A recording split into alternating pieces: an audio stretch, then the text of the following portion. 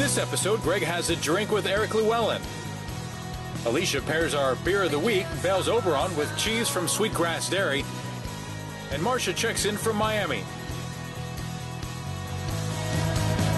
Raise my head in the morning, but tonight I'm gonna find a way. You're watching The Greg Tish Show.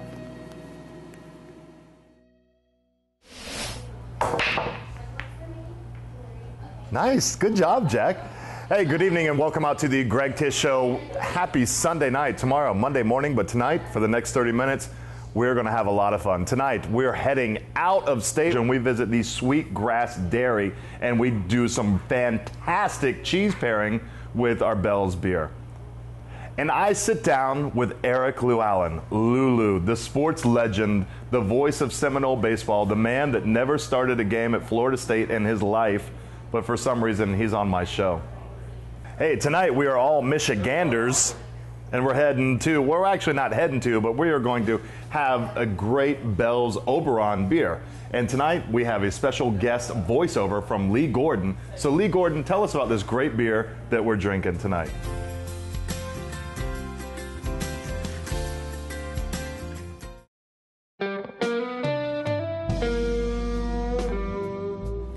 Oberon is one of Bell's premier summer seasonal beers and is a good choice for those who enjoy a great wheat ale. Bell's Brewery opened in 1985 with hopes to create a better beer. Since then, Bell's has been brewing flavorful, unfiltered quality craft beer. Bell's Oberon is a hazy golden orange with a frothy white head. This ale has a light medium body with a hint of citrus taste. In other words, Oberon is quite refreshing on a hot summer day. Bell's Oberon is an American pale wheat ale that has been fermented with Bell's house ale yeast, which mixes its hop character with a touch of fruity aromas. That's what makes this drink a classic summer beer. Maybe a simple brew, but the subtleties complement it well. To bring out the full flavor of Oberon, it's best to drink this beer with a slice of orange. Bell's Inspired Brewing.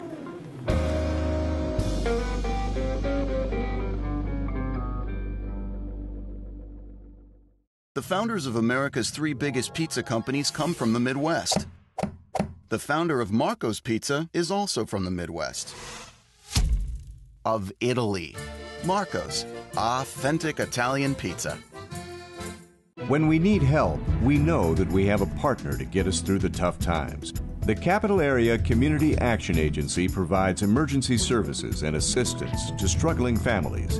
Big Bend families have benefited from business startup, on-the-job training programs, and so much more. The agency made all the difference. Providing long-term solutions for those in need. The Capital Area Community Action Agency, your partner, our community lifeline. Two nights, we are here at Way Out West on Monroe Street, here with a good friend of mine. Many of you recognize his voice. You may not recognize him from his playing days at Florida State, or you may, but... Wow.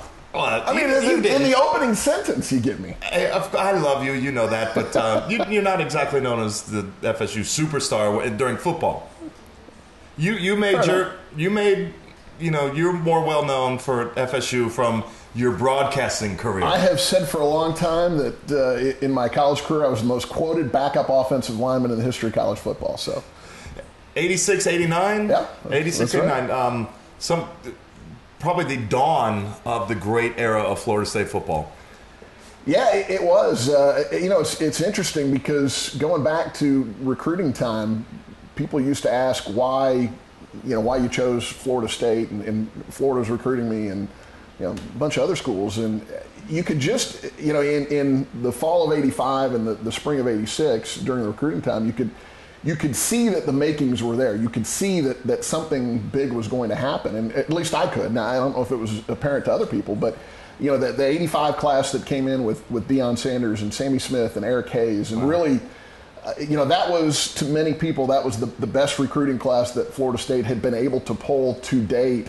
And that was really, to a lot of people, what started it all. And, to me, it was pretty easy to see that something big was going to happen. '86 was a rough season. We had Pablo Lopez was shot and killed after the Nebraska game, which was the second game of the season, and just never really got things going that year, but returned pretty much the entire team from 86 to 87, and 87 was when it all started.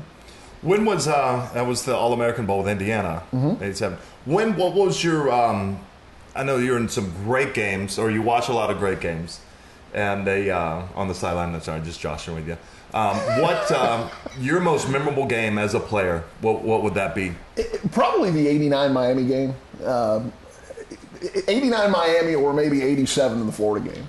'87, we went on the road to play Florida. We'd had a heartbreaking loss to them in '86, which was the 6th year in a row that Florida had beaten Florida State. That was the phantom Sammy Smith holding call in the downpour where it got called back. To this day, nobody still has found that holding penalty. In '87, we went on the road to Gainesville and beat them there. Broke a 6-game schneid against University of Florida. And then the '89 Miami game, we'd had so many issues with Miami. We were beating them at halftime in '86. Dan McManus gets hurt on a fake field goal, jams a thumb, trying to run for the first down. They end up coming back and beating us. Vinny Testaverde went limping into the locker room and magically came out with no limp in the second half. '88 was the Seminole Rap, and we're ranked, or 87. We're 19-3 going into the fourth quarter. We end up losing 26-25, went for 2, didn't make it. Great game. Great game. '88, number 1 preseason Seminole Rap, first game of the year. We go down to Miami 31-0, just a whitewashing. And then '89, they come in. We had lost the first 2 games. We lost to Southern Miss and Brett Favre over in Jacksonville. Brett Favre and the tremendous heat in Jacksonville. And then Terry Allen went nuts against us the next week for Clemson. And they beat us. We were 0-2. We start winning a few games, and we play Miami. And it's still one of my favorite stories to tell about that game, because Coach Bowden he'd always come out. I mean, coaches nowadays script plays, and Coach Bowden was no different. I don't know that he actually physically wrote stuff down, because he did. You never saw Coach Bowden carrying around a play sheet. Coach Bowden did everything out of his head, and he would talk to the team before games, and he would say, we're going to start off with a 46, then we're going to come back with a 34, then we're going to go 344. And he'd tell us before the game what the first 4 or 5 or 6 plays were going to be. And that, without fail, he did that every game. We were with Wayne McDuffie, the offensive line. We had a meeting with Coach McDuffie, who was the offensive line coach and offensive coordinator, before we went out for pregame. And Coach McDuffie told us that the first play was going to be 47, which was a toss sweep to the weak side. And he said, first play is going to be 47, and it will be a touchdown. And we heard that, just the offensive line, we went, wow, he's serious about that. And we go out, we have pregame, warm-ups. We come back into the locker room. Coach Bowden's talking to the team before the game, and he goes through and he's talking to the defense, and then he switches over to the offense. And like he always does, he goes into what the first plays are going to be. But he just said the first play is going to be 47. And then he moved on to the next thing that he was going to talk about. There wasn't 4 or 5 or 6 plays like he always said. And the whole offensive line, because we're kind of sitting in a group, we all kind of looked at each other and we went, yeah, something's up. I mean, they know something. And sure enough, Miami gets the ball. Gino Toretto was a freshman. He had to play because I think I think it was Craig Erickson was hurt, or whoever their starting quarterback was hurt. Gino was a freshman, threw a pick in the first series. Leroy Butler picked off a pass. And Leroy at the time, not Leroy. Yes, because once he went to the NFL, he became Leroy. And we lined up, and sure enough, we lined up formation strength to the right. It was L47, which toss sweep to the weak side to the left side, and Dexter Carter took it for a touchdown. And that, it was just amazing because they knew it. They knew that play was going to score, and it sure enough did. And that's to me, that's one of the great memories that I have of Florida State football. I've been in that stadium for some great games throughout the years, but I still, that '89 Miami game ranks as the best game that I have ever attended in my entire life. The electricity in there. I think from Miami being ranked number 1, FSU starting 0-2 that time, and then everything. I remember kids walking around with signs that said, "We want Notre Dame." And then it was just how exciting that was. Well, and it's funny, too, because at the time, Doak Campbell only sat 62,000. But I've had people it's funny because since that time, and going back to last fall, Oklahoma, and that atmosphere was really, it was unlike anything that I had experienced as a fan, that I had experienced on that side of things. Showing up when we showed up to do our pregame show with myself and with Jeff Cameron, just 4 hours before kickoff to have that kind of atmosphere going, it was a crazy night.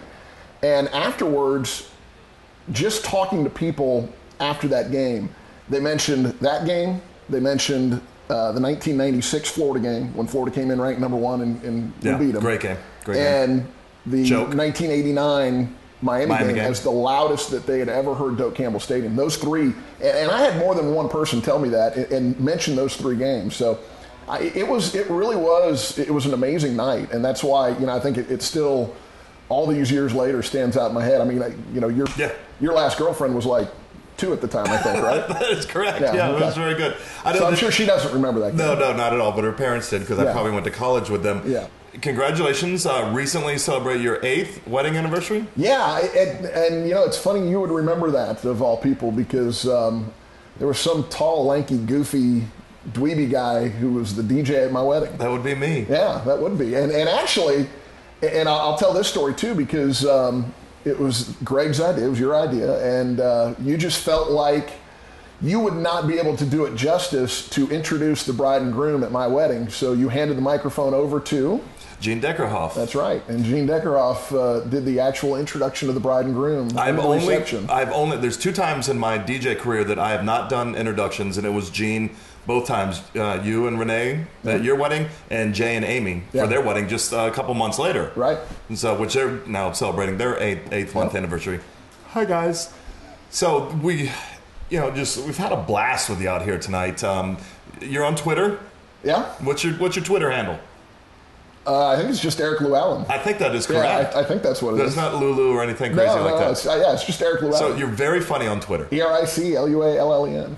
I'm very funny on Twitter. Yeah. Well, actually, we're TV. All we have to do is this: Eric Llewellyn. Oh, okay. It shows up Eric magically. Llewellyn. So we appreciate you coming out to Way Out West tonight and spending some time with me. It's good to see you, my friend. Hey, good to see you too. All right, brother. All right. The founders of America's 3 biggest pizza companies are named Tom, Frank, and John. But Marco's Pizza has a founder named Pasquale, who was actually born in Italy. Marco's, authentic Italian pizza.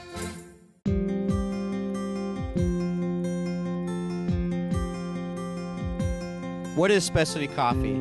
Specialty coffee is what I'm about.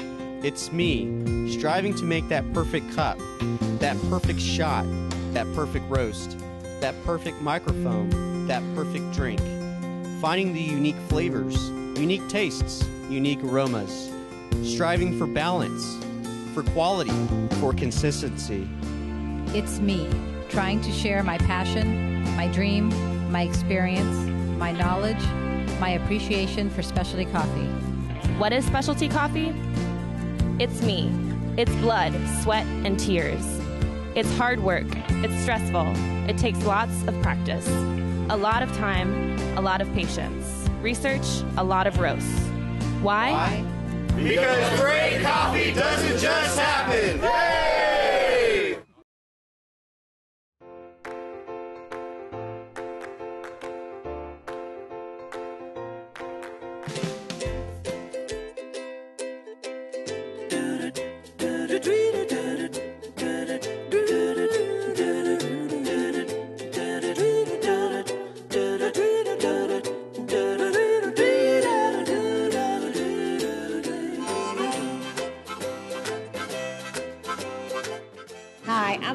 New. And tonight on The Spirit of Food, we're at a very unique place in downtown Thomasville. We're at the Sweetgrass Dairy, and this is really a cheese shop that sort of turned into a sandwich shop, that turned into a wine bar.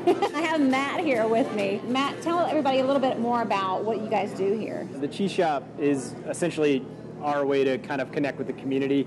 We do lots of different things here. We have great wine, we do meat and cheese boards, and then we have little snacks like pimento cheese or jamon serrano and things like that. It's a way for us to give people really high quality products in a real intimate and awesome setting. This is our face for the public, essentially. Yeah, and you guys actually have a farm. Yeah, the farm has been around since 2000.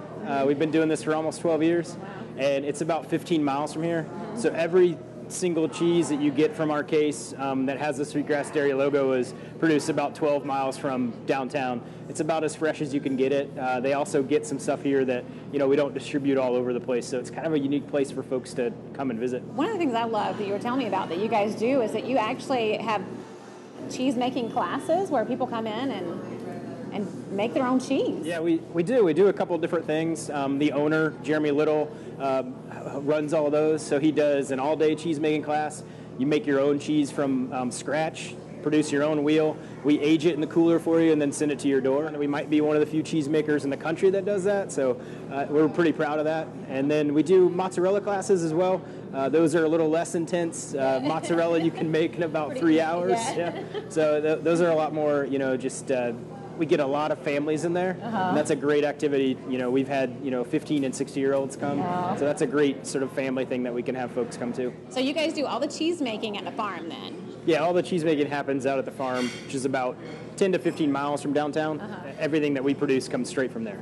And that's where you have the classes as well? Yeah, the classes come, everybody comes out to the farm, and then we pick up right there, and we do all-day cheese-making classes, which is Cheesemaking 101. We have a couple classes coming up in August. They're not quite full yet. They usually sell out. Second week of August, I believe it's the 14th and 15th. We run them on Saturday and Sunday. We cap the number, so it's a really intimate experience. Should I ask how much it is to do the class? It's definitely affordable, but it's not. I mean, it's an all-day thing. So you're there for like 6 hours. Yeah. Yeah. So it's worth the money. Well, if you sell out every time, evidently it is. Yeah, and you get your own wheel of cheese. I mean, it's shipped directly to your doorstep. And is each class very specific to what type of cheese you're going to make that day? Everybody makes the same type of cheese on that day? Everybody makes the same type of cheese. Some of the classes will have a little bit different cheese than other classes, but it starts from the same base. Okay, gotcha. Cool. Now, tonight we have several things that we're going to be trying. Yes. This one is very similar to a brie, it looks like. Yeah, so Green Hill is our most popular and definitely the one we've won the most awards for. It's a soft ripened, a double cream in the style of a brie, but it has a really nice rind on the outside. The best thing to do with Green Hill is to let it come to room temperature so it's a little bit creamy, so you can spread it on crackers or you can bake it in the oven. It works well both ways and very, very good with jams. This here is a jalapeno raspberry. See, a jalapeno raspberry from Emily G's. She's a great friend of ours from up in Atlanta. She's started doing all of her recipes by hand. She's gotten pretty big and pretty popular now, but she's been one of our friends for a while now. She does great, great things. I love it. Very, very creamy. Very good with the spiciness of the jam. Now, this is Thomasville Tome. Yes, Thomasville Tome. It's a French Pyrenees style. It's a raw cow's milk cheese. It's been aged for 60 days. I like to say it's kind of our everyday cheese. You can put this in kids' lunches. You can put it on sandwiches. It's really great for just eating on the go, really. Now, I was telling you, too, that before that I really am not a big pimento cheese fan, but you guys have a very special recipe here. The pimento cheese is, again, made by hand, made in-house at the cheese shop, and the recipe is developed by our owner, Jeremy Little. And so he came up with the recipe, and he's been tweaking it over the last 6 months or year even. No recipe is ever complete, right? Right. So that's our recipe. It's real creamy. It's very smoky. Very smoky. Almost like it has bacon in it, but it doesn't. No bacon. No bacon, but it's very smoky. It's a little bit of paprika in there. That's where that smoke. I mean, it's a smoked paprika too, but no. Yeah, this is something, for Thomasville, we don't ship anywhere else. So we really just do that here. You can really only get our pimento cheese at the cheese shop. Oh, really? We don't take it anywhere else unless we carry it ourselves. So you don't eat, like at New Leaf in Tallahassee, you don't have it there? They don't really have it at New Leaf at all, no. Pimento cheese is special to this location. Oh, that's very good. There's something special about the pickles, too? Yeah, those are Miss Jenny's pickles. We get those out of North Carolina. She's a really great pickle producer, great family company. We've been selling her stuff for a long time now. And then the pecans you see in the middle there, those are from Sheffield pecans, and they come from Monticello, Florida. They do really great stuff, and we have a couple different varieties of those. I love to layer the flavors, you know what I mean? Like I love getting the nut and then the jam and then cracker and the cheese all together. Tasting things is all about texture and all about flavors. The more of those that you can mix together, especially with really good cheese, right, the better your experience is going to be. And then when you add in a great wine or a really great beer. And that's kind of what you did. You tasted the beer specifically and then picked these cheeses to go with? Yeah, we spent part of this afternoon kind of tasting through the beer and tasting through different combinations, and we had one cheese that we thought would go really well, and it turned out it didn't, so we subbed it out and tried something else. We do a lot of that. It's very good. Our whole entire focus is to make sure that when you enjoy something here at the cheese shop, it's the best thing you can taste. So it's the absolute best combination of flavors. That's what we're really going for. That's what we're striving for on a daily basis. And if people want to come get the selection after the show, you guys will have it here for them? Yeah, we, I mean, this is a pretty typical, offering for us. We might not have this exactly, but if you want it, we'll make it for you. Yeah. If you have a specific cheese that you really love and it's not on the menu, we'll cut it for you. We'll do whatever you need. I mean, we're all about customers and making sure that they're happy. Great. Well, this has been the Spirit of Food, and we have been at the Sweetgrass Dairy in their cheese shop in downtown Thomasville. So be sure to come and check them out because this has been a great pairing. We're going to be talking to some of the guests in a few minutes about what they think about the pairing between the beer and the cheese and all the yummy things that they have here. So stay tuned. We got more to come.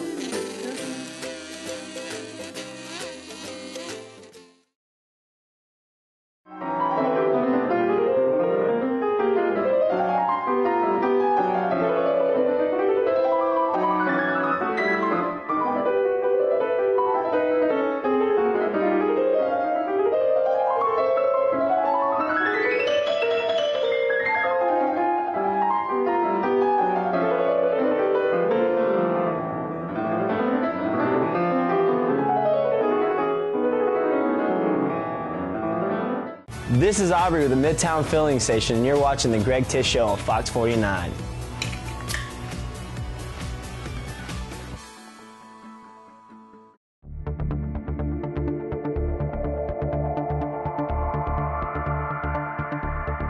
Okay, so I'm here with the fabulous Peter, and we were talking, we're here working at the Smiley Bunch, and when he said beer, I thought about our show, the Greg Tish Show, and I thought, let's ask Peter what he thinks of his beer, because Peter, I know you use scout models, right? Yes, I do. And for the Greg Tish Show, I'm undercover, and what I do for the show is I try to find, I'm not undercover anymore, I'm with him. Found ya. I know, right? So what we're trying to do is to buy beers and then find the models to fit the beer of the week. But I was asking you, Peter, about the beer. So tell me, you said something about, was it Guinness? Right. Now, Guinness. Now, what I'm thinking about Guinness is it's a heavy type of beer, you see, ladies and gentlemen. Now, viewers, listen to this carefully. It's a dark beer. It's a very dark beer. It's got a big, fat head on it. So I'm thinking to myself, will I get beeped if I say bosom? So, no. So you would want to find a woman with large bosoms that love to drink a heavy beer. Hence, bosom heavy, beer heavy, therefore. So if you want a light beer, then you would get a skinny, pale, blonde chick. Peter, you're really good and you're very knowledgeable. And you know what? I had no idea how handy you would come and how you would benefit my life like you have today with beer. It's my pleasure. It's great to see you again. Fabulous.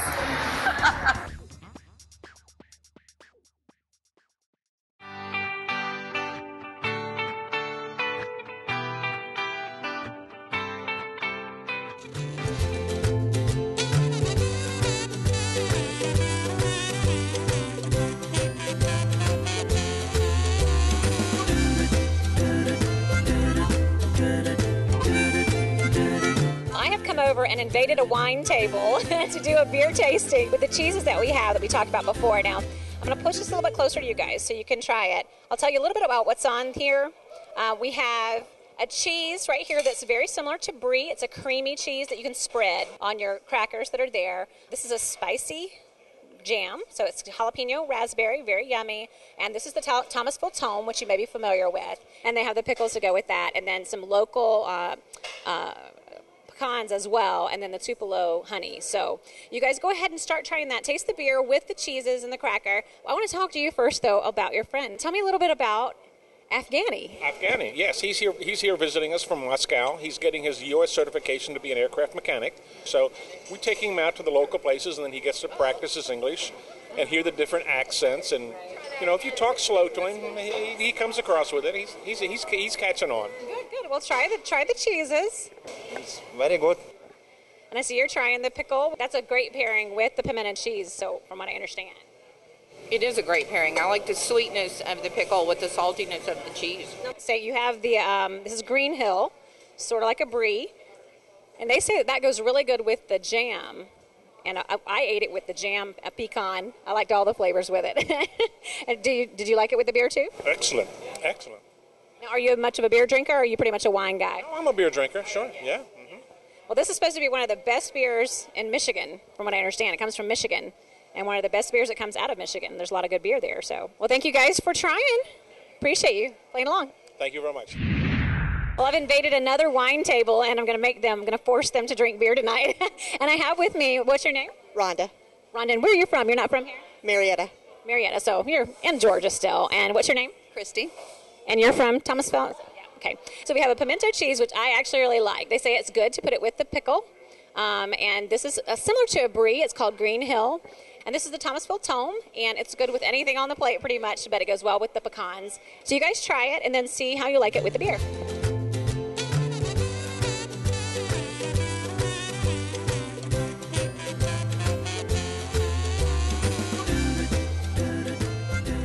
Better than I thought. Yeah. All right, and now? The beer sort of takes the bite of the cheese away. So, and I'm not a beer drinker, but it's a good combination. Yeah. All right, thank you so much. Well, they're going to have this available the week after the show airs, so have to come back and get some more.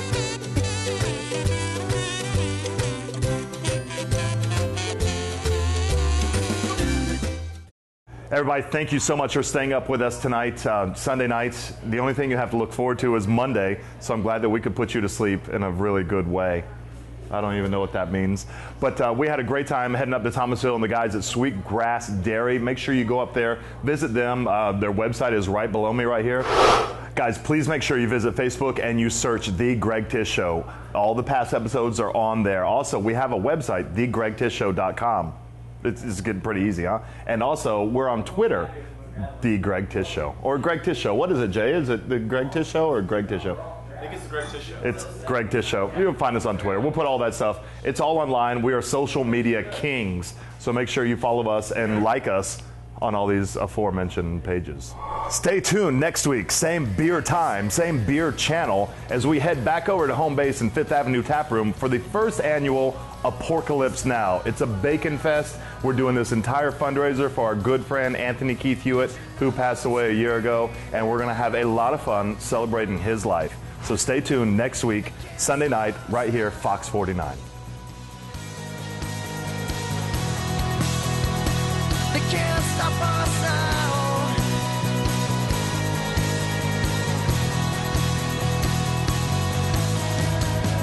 Raise my head in the morning, lift up and see an empty space.